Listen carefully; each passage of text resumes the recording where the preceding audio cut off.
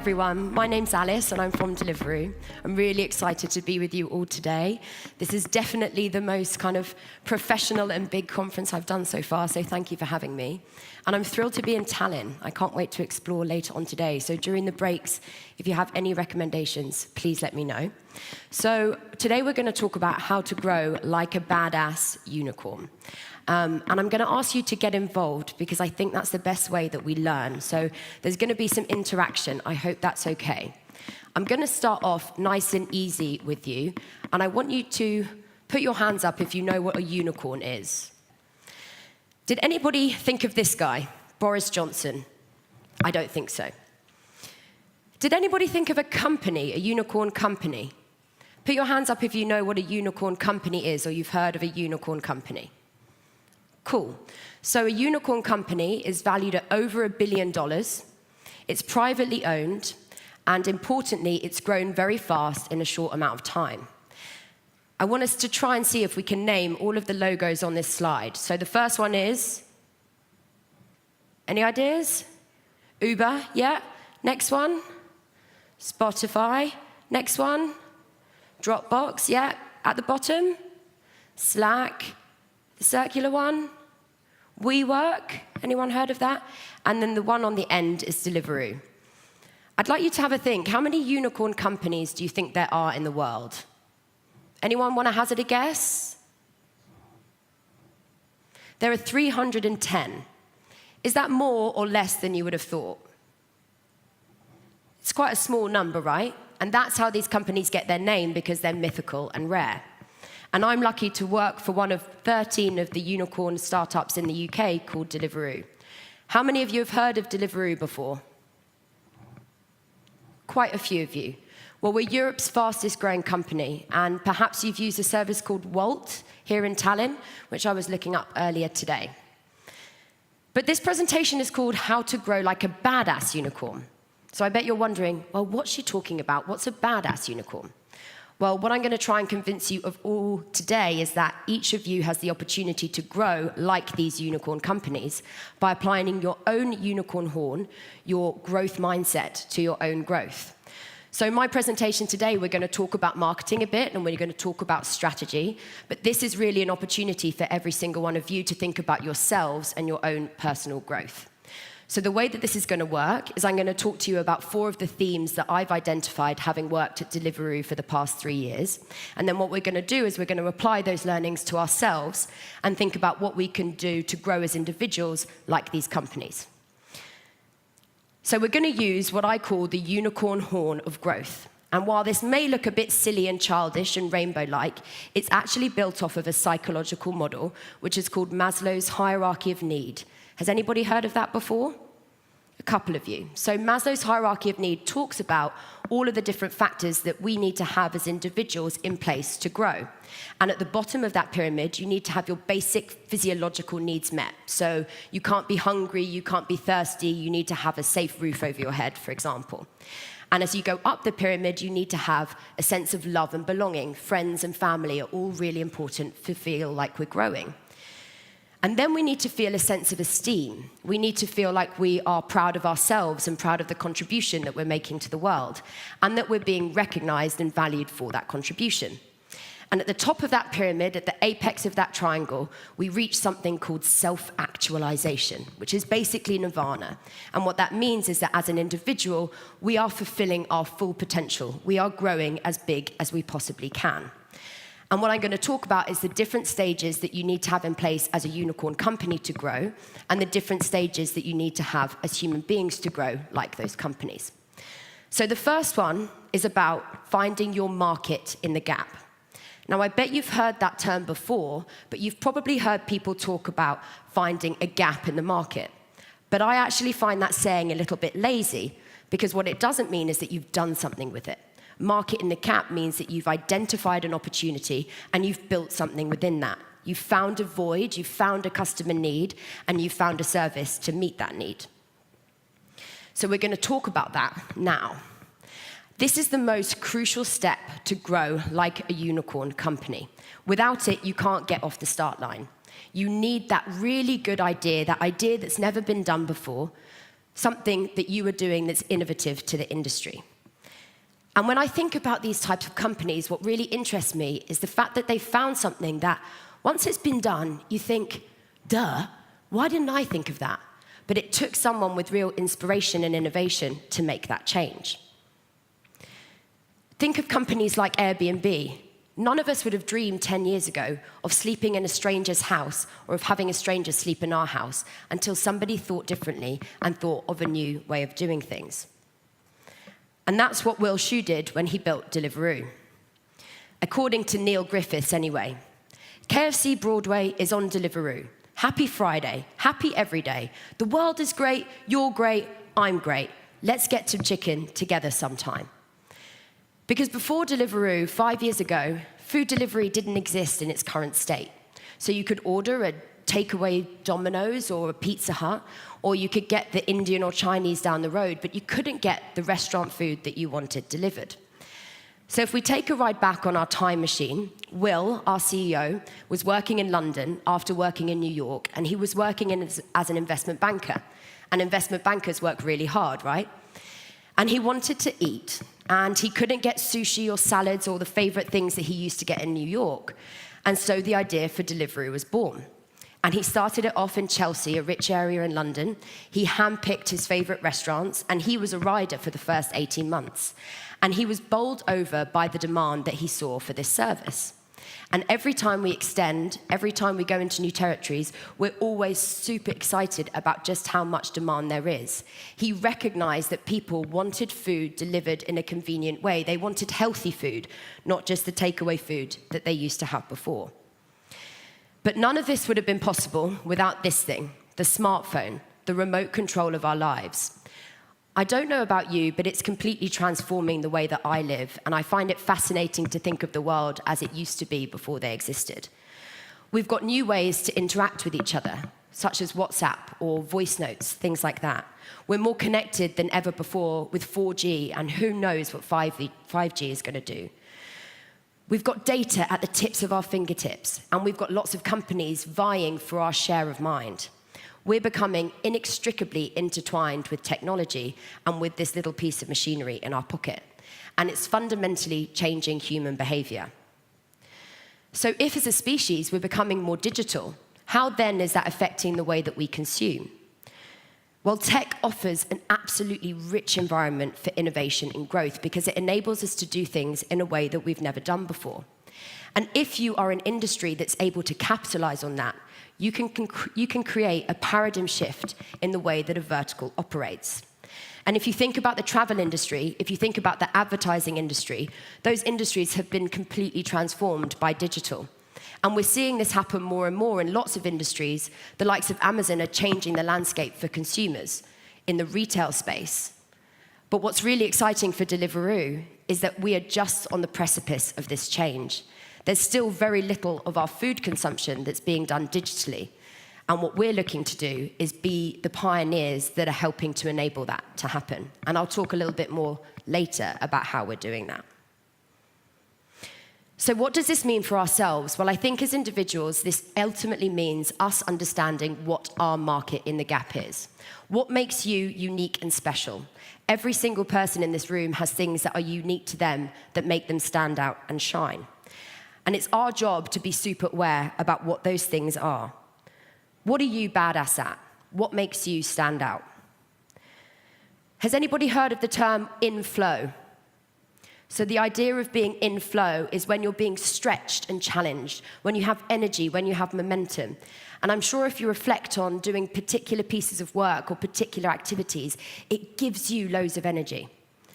Often it's when we're happy, often it's when we feel like we're enjoying ourselves, that we are in flow. And it's often good to ask other people about how they see us and how they think we're in flow. Their feedback is invaluable at telling us about how we create value. So I'd like you just to spend the next 15 seconds, if you've got a pen and paper, perhaps write them down, thinking about what are your unique selling propositions? What makes you stand out and shine?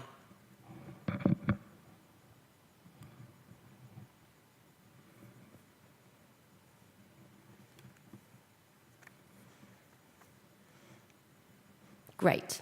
And once you have those things, I would urge you to think about how you're embodying them as much of the time as possible. How are you finding opportunities in your role to make sure that you are being as shiny and as sparkly as you possibly can?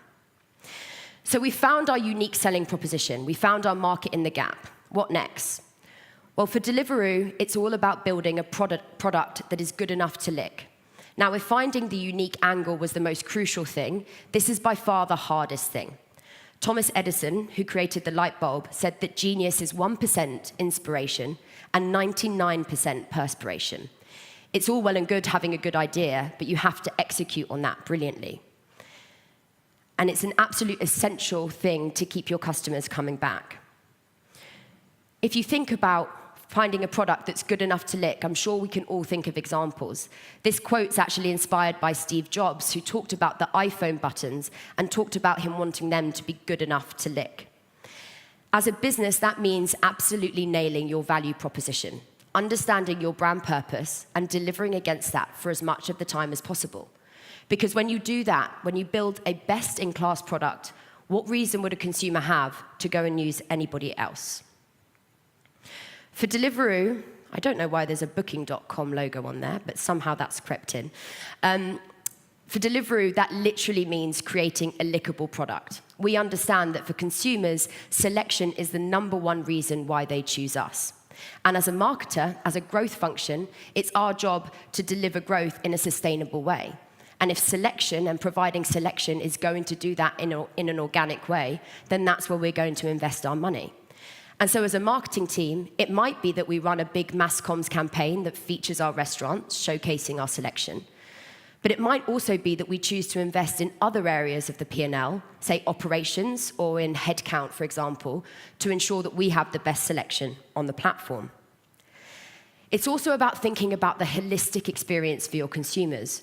We pride ourselves on having exemplary user experience across the app, which makes our service the most easy to use. And we also pride ourselves on having exceptional customer services, so that when things do go wrong, customers are encouraged to come back and use us. So what can we learn as individuals so that we can grow? How can we make a product that's good enough to lick? Well, for me, this is the synthesis of what I'm really passionate about, which is personal development. And personal development is all about how we can be our best selves for as much of the time as possible. And the #1 way that you can do this is by being self-aware. Because when you're self-aware, when you know what you're good at, when you know what your market in the gap is, you can make your spikes spikier, and you can lean into your strengths. And it means you're also aware of your development areas, the areas where you have gaps, and you can bridge those in order to be able to grow. It's also essential that we have a good understanding of our values. What's important to each of us? What drives us? What motivates us? What do we enjoy? What's important in our lives? Because when we know that, we can spend more of the time doing that as well. And we can bring those things to life at work. But I would say the ultimate way that you can be your best self for as much of the time as possible is finding that elusive thing, which is your purpose. And I can attest to just how powerful that thing is, because it's what's got me standing on this stage today. It has me vlogging, it has me blogging, it has me writing for magazines, because I found something that I care so deeply about. I found the thing that sets my soul on fire. I found the thing that means that I have something that I feel like I have to give back. And I can only express to you the energy that that gives you. And if you want to find that thing, it's a journey. It's not going to happen overnight. But I would urge you to think about these 4 things, and the integer of that, I would argue, is your purpose. It's about what you're good at, what you love to do, what the world needs, and then what you can be paid for. I like to think, what would life look like if we each figured out what we were meant to do with it? They say there are 2 important days in your life, the day that you're born and the day that you figure out why. So I would urge you to find your why. And as you find your why, you can bring that to life inside work and outside work. Find ways that you can bring that to life. Now, I don't have time to run a purpose exercise with you. Like I said, it takes time. But I do think we can think about our personal brand. What do you stand for? What do you want to be known for? What do you want people to be saying about you when they talk about you? So again, I'd just like you to spend 10 seconds thinking about what 3 words would you like people to use when they describe you?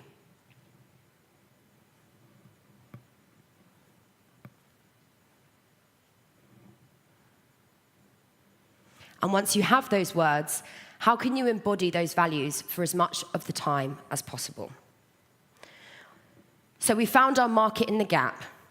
We found that we have products good enough to lick. We've refined our value proposition. What next? Well, the next thing is about thinking differently. How can we stay ahead of competition? How can we keep innovating? How can we keep striving? How can we challenge ourselves to constantly make sure that our product is good enough to lick? How can we ensure we always have product market fit by thinking differently? At Deliveroo, one of our values is about never being complacent. It means that we are constantly trying to find ways to disprove the things that we're doing in order to find new and better ways of doing things. It means that we are very in touch with customer needs and we understand what the customer wants. It means that we're constantly looking at consumer trends and understanding how they can apply to our business. For example, we recently launched something called Click and Collect, which means customers can literally place their order and go in and get it because we understood from customer research that that was something that they were desperate for. We also invested in something called a proposition called Marketplace Plus, where before restaurants that did their own delivery couldn't be delivered on Deliveroo, but now we've extended that so that we've increased the selection for our customers. But one of the most exciting ways that I think that we do this is through data. Data can be incredibly rich if you can extract the insights from it. And what we were able to do with our data is we were able to look at what was the optimum mix of consumers and restaurants in an area. And in doing that, we were able to identify small pockets which didn't have enough selection. So there was lots of demand, lots of consumers, but there weren't enough restaurants, or there weren't enough of a certain type of restaurant. And so what we did was we brought the restaurants to the consumer. We built delivery-only kitchens in brownfield sites around the UK, which delivered restaurant food to that area where they weren't able to do that before. It was a win for Deliveroo because we drove more orders. It was a win for the customer because they got the food that they wanted. And it was a win for the restaurant because they were able to get orders that they wouldn't have got otherwise. So if you're thinking about how can I think differently, I'd urge you to go back to the data and look at what it's telling you. But I think the most important way that businesses can think differently is by thinking about how they're contributing positively to society. The Harvard Business Review reported that we as individuals, as employees, are 3 times more productive when we work for a company that we aspire to and we believe in their values. Put your hands up if you think that a job is just about earning money. Very few hands went up. Especially millennials are very, very, very passionate about finding something that is more than just earning money. They want to feel like they're contributing in a positive way and they're giving back. Put your hands up if you choose to buy from purposeful brands, brands that align with your values. So 63% of consumers say, according to Accenture, that they want to buy from purposeful brands. And so it's not only making kind of economic sense because customers are going to choose to buy from purposeful brands, but imagine if you could get 3 times more output from your employees without having to hire anybody. Think about the way in which your businesses are giving back. And I love this example of Deliveroo, which is advertising a really, really important cause using one of our key communication channels. Brands can also do things that you wouldn't expect. How many of you are aware of this KFC example? So last year, KFC ran out of chicken. How bad is that? A chicken restaurant running out of chicken. And the next day, what they did was they published a full-page advert with this anagram, which I won't say what it means, but I think you can all guess. And what the response was absolutely incredible. What they managed to do was they turned what could have been a PR disaster, a chicken shop running out of chicken, into a genius piece of marketing that's won lots and lots of awards and has been massively talked about. And they did that by doing something in a way that you wouldn't expect. They were irreverent, they were quick, they were self-deprecating, and they were funny. So constantly challenge yourselves as a brand. How could you do something differently? How could your brand respond in a way that people wouldn't expect? So what can we learn as individuals from this lesson? Well, my first thing would be to look at what the blessing in disguise is of a situation. The reality of life is that shit happens, excuse my French, but it does. And you can't control what's going on around the world, and certain things happen which are desperately unfair. But you can control the way that you respond to it. You have a choice. And so I would challenge every single one of you to think about when things go wrong, What's the blessing in disguise? What can you take that's positive from this? What can you learn? How can you grow? What comfort can you take? Because yes, something can go horribly wrong, but it's all about how you rise above from that. I like to think about the fact that it's the grit that makes a pearl. We all have bad things that happen to us, but they don't define us. We learn more from our failures than we do from our successes. We are our stories, and we should be proud of them and learn from them. The next thing is about challenging that little voice in your head. We all have that negative voice. Has anybody here read The Chimp Paradox? So it's my absolute #1 recommendation for a personal development book. I like to listen to personal development books. I find them much more easy to digest. And it talks about the fact that you have the ability to manage that little voice in your head. You don't need to be hijacked by it. You don't always need to listen to it. You can talk to it. You can reason with it. You can rationalize with it. You can challenge that ego. You don't have to be hijacked by that little voice. So constantly think about how you're responding to it and how you're talking to it. The next thing is about putting things in perspective. So when things go wrong, how often does it feel like the absolute end of the world? But the reality is that it's actually not. And a lot of the time, we're so self-involved that we think people care about that big spot that we have on our forehead or that idiotic thing that we said in a meeting. But the reality is, everybody else is so self-involved. They're thinking about their own massive spot and their own stupid thing they said in a meeting to care too much or hard for ours. And so you realize that the size of something is only ever as big as you make it in your head. And if we're able to zoom out, if we're able to take a step back and look at the bigger picture, you realize that what's happened is probably a blip. And in 5 years, 10 years on your deathbed, are you really going to be thinking about that thing? Don't waste too long spending antagonizing and over-dramatizing something because it's only as big as you need it and want it to be. And my last lesson on thinking differently is the power of positivity. And having a positive mental attitude has fundamentally changed my life. And what I realized is that it's actually a mindset. It's a way of looking at the world. It's like a switch that you turn on, and when you turn it on, you realize how much in the world you have to be grateful for. I mean, we live in the first world, for goodness sake. We have so much privilege and opportunity, it's unbelievable.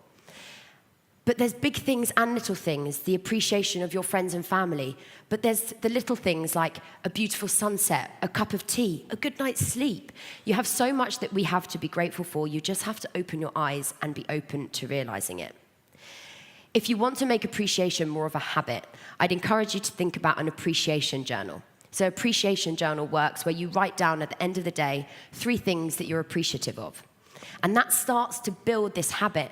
And if you do that for 30 days, you yourself will subconsciously, unconsciously start to become more positive because you can rewrite the pathways, the neurological pathways in your brain. I like to think when I go to sleep about all the things that I've been grateful for that day. It's a lot more interesting than counting sheep, and you go to bed with a massive smile on your face.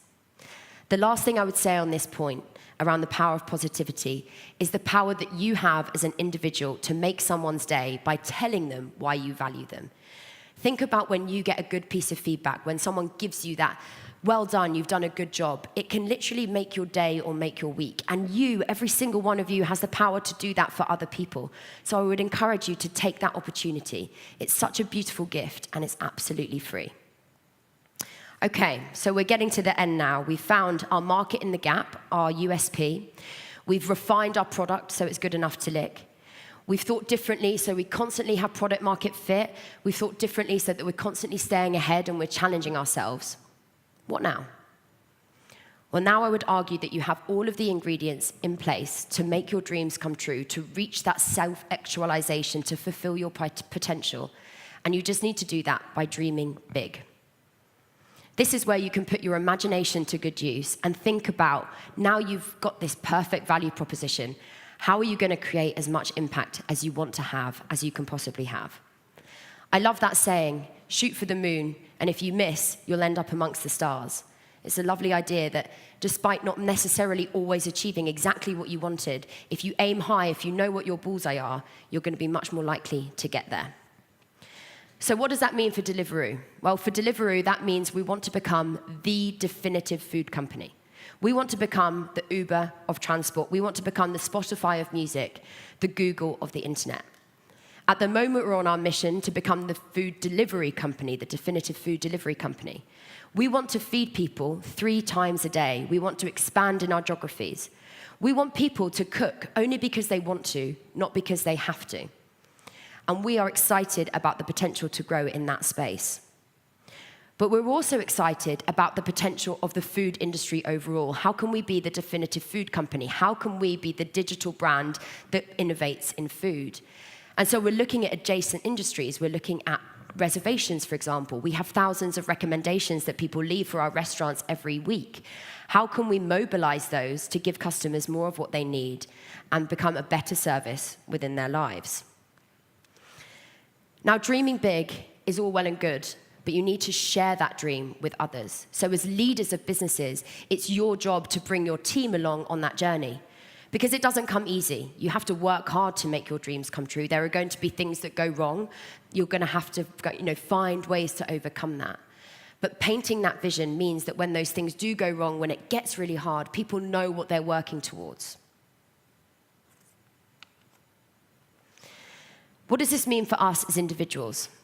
Well, I would talk about finding your North Star. The last speaker spoke about that bullseye. What do you want to achieve? What does your North Star look like? When you have that clear direction, when you know what you want to achieve, you are much more likely to make that happen. The laws of attraction, maybe some of you have read The Secret. It's a really important thing to have that clarity of vision because it helps you to navigate as you go through life. It helps you to make those decisions. So now I'm going to try a little group meditation exercise with you. Let's see how this works. So I would like you all to close your eyes. And I'd like you to think about what your dream life looks like in 10 years' time. I want you to think about where you're living. Are you living in this country? Are you living in another country? Where are you living? Are you living in that dream cottage that you always wanted? A New York loft? Maybe on a beach hut somewhere? And who do you live with? Do you have a partner? Are there children running around? Do you have pets? What friends and family are you sharing that dream life with? And where do you work? What type of company do you work for? Do you work for that dream brand that you always aspired to? Perhaps you're working for yourself. Perhaps you're working for a super cool startup. And what job do you have? Are you the interior designer that you always wanted to be? Maybe you're the CEO of that company that you've always aspired to. And what do you do in your spare time? How do you spend your weekends? What types of hobbies do you have? Come back into the room. That was just a really short exercise to get you to start thinking about what your dream life is. And I would encourage each and every one of you to go away and to flesh that out a little bit more so that you have clarity of vision of what you want to happen. Because if you know what your bullseye is, you're much more likely to hit it. So I'll leave you with a few thoughts, which is if you want to make your dreams come true, if you want to make this stuff happen, I'm afraid the only person that can do that is you. You have to take responsibility for building the life that you want to create. You're in the driving seat. You're accountable. Nobody else can do that for you. And I'll leave you with a little story. Has everyone here heard of Olivia Colman? She won the Best Actress award at the Oscars last month. So 5 years ago, she was starring in a show called Peep Show, which was quite a small show on a UK channel. And within 5 years, she won an Oscar. So I think if she can do it, why can't each of us have a little bit of star magic for ourselves? We just have to put our minds to it. So I will leave you with my top 4 lessons for how to grow like a unicorn company and how we can grow as fast as that as individuals ourselves. Thanks for having me. Thank you. Thank you, Alice, for your inspiring presentation.